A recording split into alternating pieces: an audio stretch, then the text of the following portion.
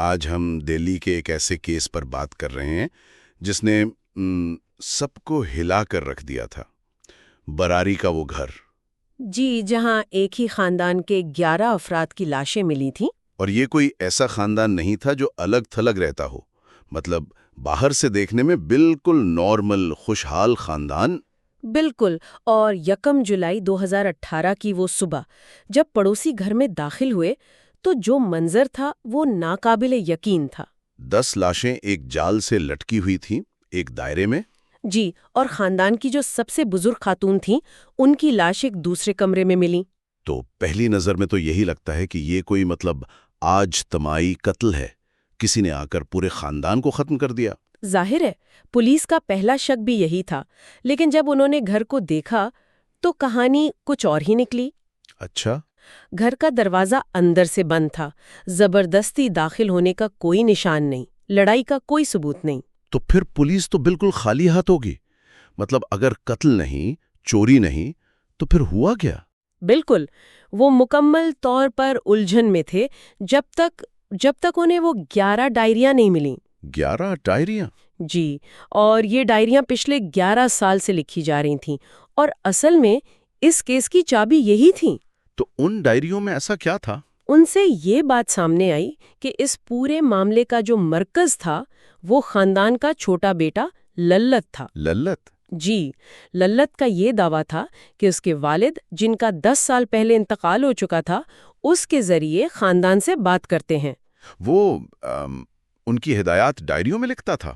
ایک منٹ، لیکن ایک پڑھا لکھا خاندان آج کے دور میں ایسی بات پر کیسے یقین کر سکتا ہے؟ دیکھیں، بات یہ ہے کہ ان ہدایات پر عمل کر کے خاندان کے حالات واقعی بہتر ہوئے تھے۔ اچھا؟ ان کا کاروبار بہت اچھا چلنے لگا، گھر میں خوشحالی آ گئی۔ تو اس کامیابی نے للت کے دعوے کو مضبوط کر دیا اور خاندان کا یقین پکا ہوتا گیا۔ تو وہ اسے اپنے والد کی روح کا ایک طرح سے کرشمہ سمجھنے لگے تھے، اس راستے پر ڈال دیا جس کا انجام اتنا بھیانک ہوا۔ اور وہ راستہ تھا بڑ تپسیا کا۔ جی، اس رسم کا ذکر ان ڈائریوں میں تفصیل سے تھا۔ بڑ تپسیا، یہ نام بھی عجیب ہے، اس کا کیا مطلب تھا؟ اس میں ایک اشارہ تھا، جیسے برگد یعنی بڑ کے درخت کی شاخیں نیچے لٹکتی ہیں، بالکل ویسے ہی انہیں بھی لٹکنا تھا۔ لیکن یہ خودکشی تو نہیں تھی ان کے ذہن میں؟ بالکل نہیں، ان کے لیے یہ ایک مقدس عمل تھا، ایک رسم تھی جس سے انہیں مکتی ملنی تھی۔ یہی تو سب سے حیران کن بات ہے، ان کا مرنے کا کوئی ارادہ تھا ہی نہیں۔ انہیں پورا یقین تھا کہ جیسے ہی وہ یہ رسم کریں گے، للت کے والد کی روح آئے گی اور ان سب کو بچا لے گی۔ جی، اور ان کی روحانی طاقتیں بڑھ جائیں گی، وہ یہ مانتے تھے۔ اسے نفسیات میں کیا کہتے ہیں؟